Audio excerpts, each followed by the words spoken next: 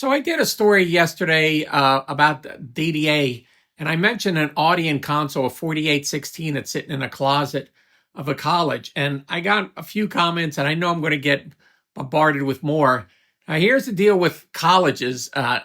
They don't just sell things to the public, and you can't just go in and, if they bought something, just say, all right, I'll give you this much money for it. They can't do that. The only way, you have to come up with creative ways of purchasing, and it's purchasing is a loose term. Like when this one college, I bought a Trident. Well, I got a Trident Vector from them that they had for the longest time, but they couldn't sell it to me. And I said, well, what can you trade with me? They said, oh, we could do that. So they put like a laundry list of things that they needed. I put it all together, delivered it to them, and they said, okay, now you can dispose of this console. So I wasn't buying it, but I was allowed to dispose of it. So that's the same thing with this Audient 4816. I actually got in touch with the school about it, and I said, well, what do you want for it? And they said, well, we have to look and see what we need. And then when we figure out what we need, we could tell you.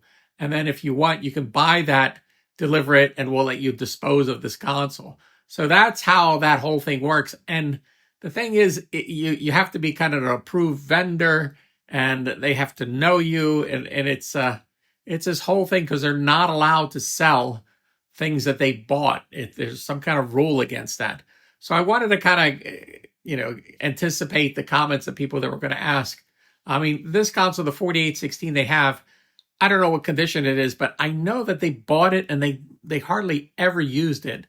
And it's over 10 years old. So it's not I think there's an HD or an HR version now.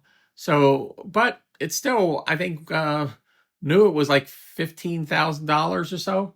So that console's just sitting there.